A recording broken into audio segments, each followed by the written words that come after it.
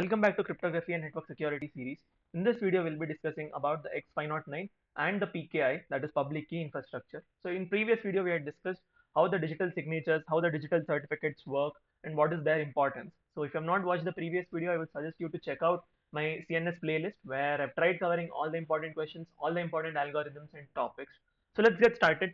So firstly, we'll discuss about X509 certificates. So we know that X509 is a standard for public key infrastructure, which will tell us the format of public key certificate, the certificate revocation lists, CRL, and it will tell us the procedure for authenticating users based on these certificates which are issued.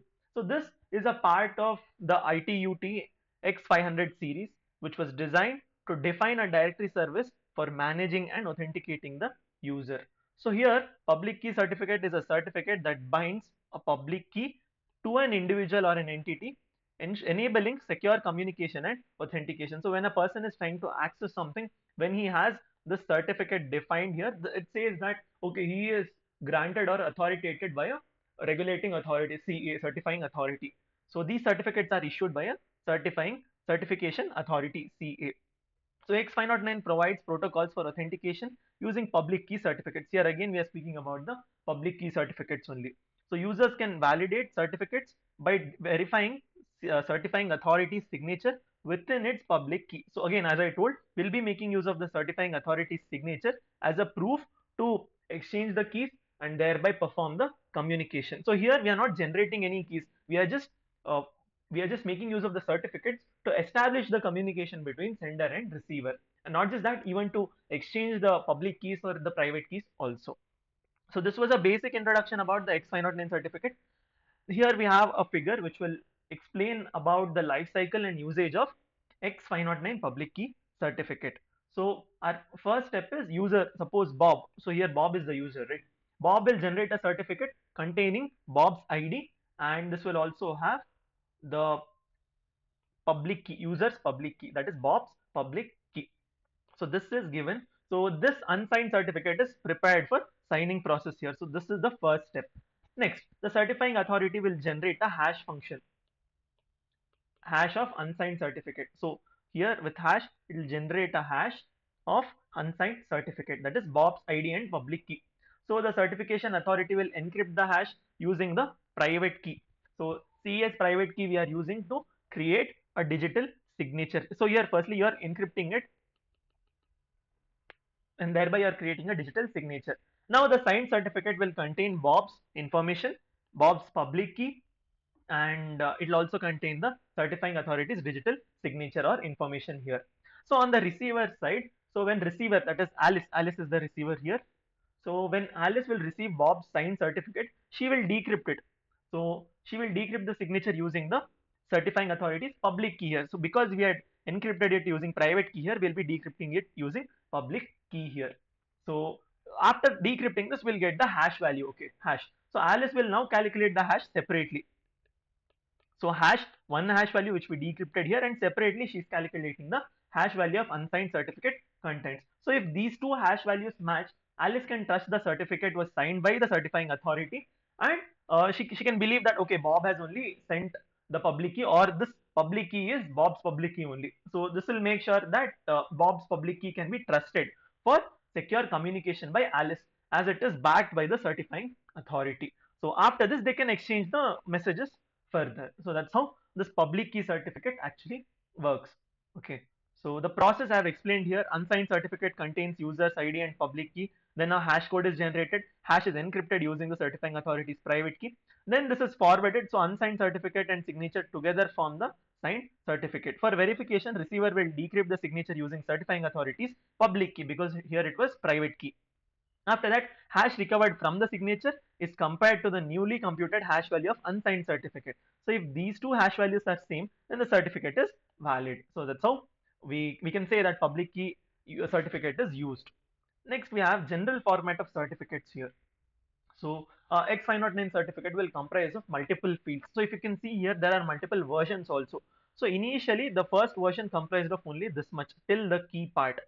After that, there was enhancement. So we came up with the version 2, which comprised till the subject unique identifier. Then followed by that, in the latest version, version 3, we had extensions also included. So first, in version will tell the certificate format version, whether it is version 1, 2 or 3. So depending on this, additional features would be there here, right? Next, we have the serial number, certificate serial number. So this is like a unique identifier which is assigned by the certifying authority to differentiate from the other certificates. Then we have the signature algorithm identifier. Signature algorithm identifier will have the algorithm and the parameters which are necessary. So this will indicate the algorithm which is used to sign this particular certificate. Then we have the issuer name. Issuer name is the name of certifying authority that issued this particular certificate. Then we have period of validity. Period of validity will specify the dates between which the certificate is valid. So it is not before, it is before, not before this date and not after this date. So it is specifying the range here. Okay. Then we have subject name. Subject name is the entity to which our certificate is issued. It could be a device or a user or an organization, company or anything. Then we have subject public key info. Subject public key info will have the public key and any associated algorithm or parameters here. Then we have issuer unique identifier. Issuer unique identifier is like, this is an optional here. Okay. So this is used to handle the name reuse for the issuer or subject. Issuer unique identifier. Then we have the subject unique identifier. So subject unique identifier is like additional field which is used to uniquely identify the subject here. Then we have extensions here. So these are only present in version 3. Okay, they have additional options for enhancing the functionality. Then we have a signature. Signature is a digital signature of the entire certificate, which is created by using the certifying authority's private key. So it will have algorithm, parameters, and encrypted hash. We have seen how this works previously, right? So this was about the X.509 certificate, and here we have the certificate revocation list. So again, it will comprise of the algorithm and parameter, signature identifier, issuer name, when was it updated, and when is the next update date, and the revoked certificate. So here again, you are specifying the new date, and you are giving the new serial number. Then we have revoked certificate. Again here revoked date, and here signature, which is same as this. So it will signature for the entire certificate which we are creating using the certifying authority's private key. So this is the X.509 formats. So here all the points, all the definitions of what each and every entity is given here. Coming to this part, the unique identifier fields were added in version 2 to handle the possible reuse of subject or issuer name over time. So instead of writing the or issuing or giving the issuer name again and again, why don't we generate a unique identifier field which can be used over time when we are making use of similar issuer names. So in that case, unique identifier fields came into existence. These fields are rarely used. The standard uses the following notation to define a certificate.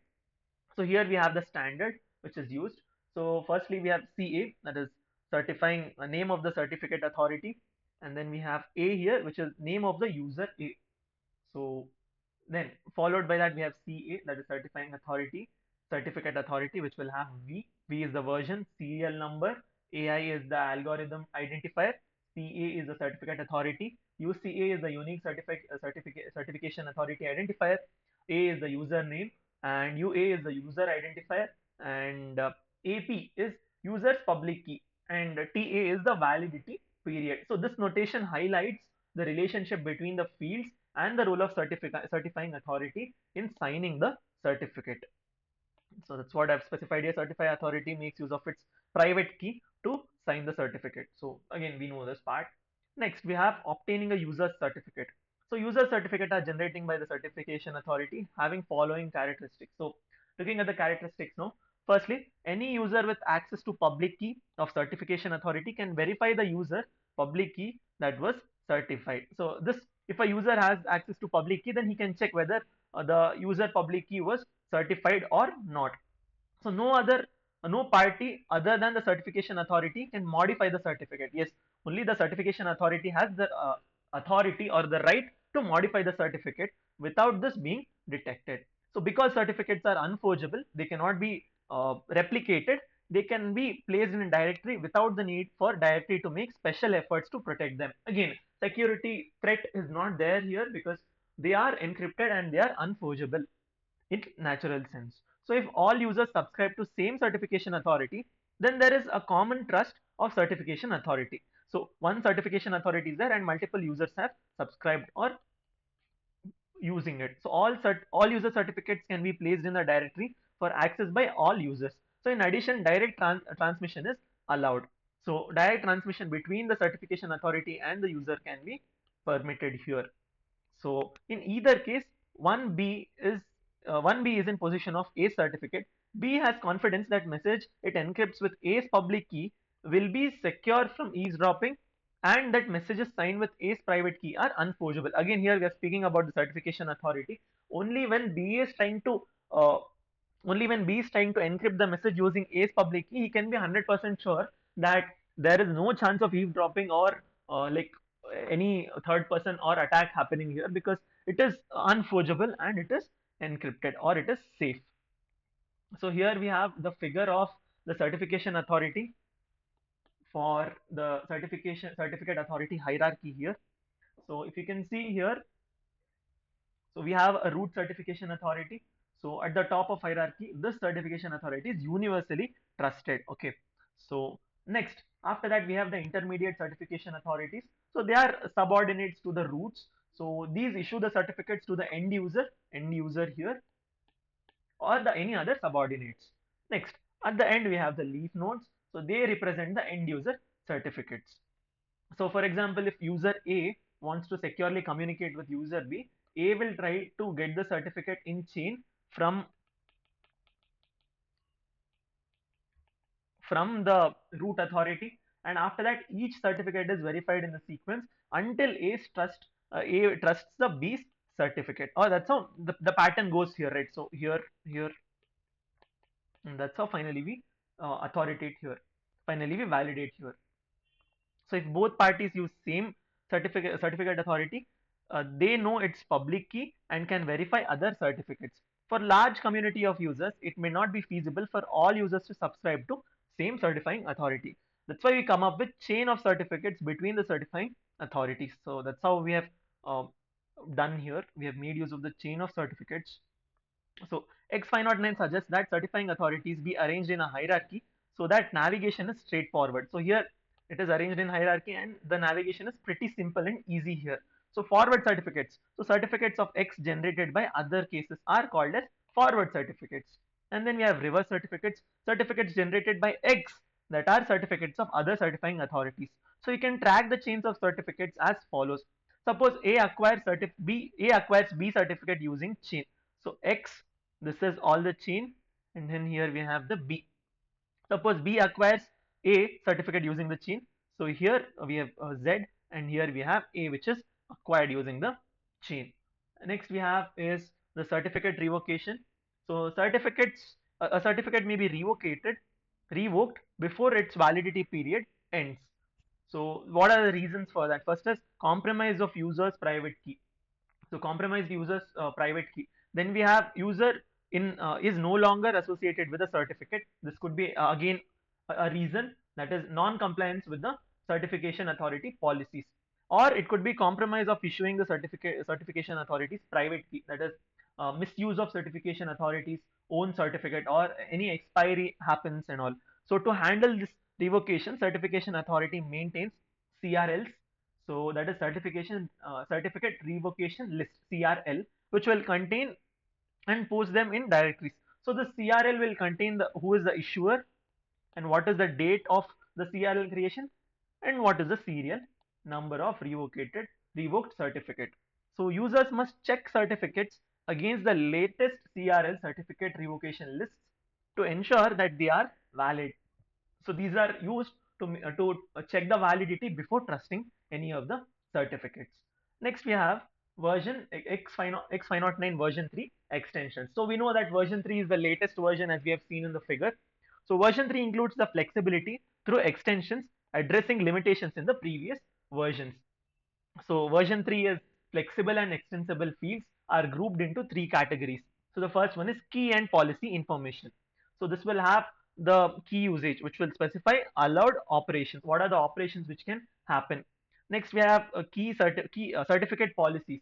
Certificate policies will define what is the scope and what are the applicable policies for the certificate. Then we have policy mappings here.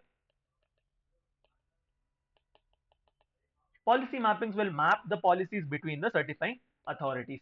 Then we have authority key identifier. Authority key identifier is used to link to the public key used to verify the certificate. Next we have is subject and issuer attributes. Firstly, we have a subject attribute, subject alternative name. So this will have multiple naming formats. It could be the emails, the URLs, or any other identifiers. Then we have issuer alternative name. So this is similar to the subject alternative name for the certifying authority. Next we have certification path constraints. First one we have is basic constraint. Basic constraint will indicate or it will define whether the subject can act as a certification authority or not. Then we have name constraints. So this limits or restricts the scope of subject names in subsequent certificates. Then we have policy constraints. So policy constraints will set rules for certificate policy mappings, or it will restrict the policy mappings in the certification chains. So we can say that all these are the flexibilities which are provided over the previous versions, right? And that's why we can say that this particular version is very flexible and it supports a wide range of applications, including the email security, web authentication, network encryption protocols, and so on. So this was about the X.509 version 3 extensions. Next we have is the public key infrastructure. Now let's look into the basic information about PKI. So PKI, public key infrastructure, refers to a framework which is required for creating, managing, distributing and revoking digital certificates in a secure and efficient manner. So PKI is a framework which is necessary for managing all the public key encryption, which ensures there is secure communication happening between the sender and receiver, and the digital identity management over a network also happens by making use of PKI. So PKI is based on asymmetric cryptography and includes hardware, software, policies and procedures that will enable user and devices to securely exchange the public keys. So XPKI or extended PKI refers to the enhancements to the traditional PKI framework for better addressing the security aspect and functionality needs. We'll see the objectives. First one is secure, convenient and reliable acquisition and management of public keys. So in order to ensure that secure communication is happening, we make use of the PKI or XPKI, extended PKI. Then it provides trust and authentication through formal certificate based model. So by having the certificate based models, it establishes trust. So we have trust established firstly, then we have secure communication happening here, and then it supports the digital signatures also. It helps to manage the certificates and it facilitates the compliance, or it meets the regulatory and organizational security standards. Now we'll look into this figure, which is PKIX architectural model. So here there are multiple key elements, what are their roles and how do they interact for implementing a certificate based infrastructure is given here. So first we have is the end entity. End entity can be the user or device or system that will make use of the PKI services. Services. So this will engage in operations like key registration, or it could be initialization or recovery and all retrieval, all of that. Then we have certification authority, CA. So certification authority is the central entity which is responsible for issuing, managing and revoking certificates. So it will also issue the CRL. We have seen what's certificate revocation list, CRL, to invalidate the certificates. Then we have the registration authority, RA. So this will assess the certification authority by performing the administrative functions. Administrative functions could be like verifying the user identities during the registration process and all. So this will also facilitate the tasks like certificate request handling, approval and all of that. Then we have the CRL issuer. CRL issuer is an optional component which will publish the CRLs, a list of revoked certificates. Then we have the then we have the repository. So repository is used to store the certificates and CRLs. So this provides a retrieval services to the end users or the end entities for certificate validation and revocation status. So here we have end entity, certification authority, then we have registration authority, CRL issuer and repository. So we have discussed all 5 PKIX architectural model. Next we have is PKIX management functions. So PKIX model supports several management functions which are very important for the life cycle of certificates and the keys. So the first one we have is registration. So the process where an end entity will identify itself to the CA, often through the registration authority. So that is what registration means. That is registration function means. So this will include the identity verification firstly, and then issue like giving the shared secret key for subsequent interaction also happens here. So it requires offline online procedure and results in issuing a shared secret key. Next we have is initialization. Initialization means you are setting up a environment for the end entities or users, which involves installing the public keys and other trusted information from the certifying authority. Then we have this certification.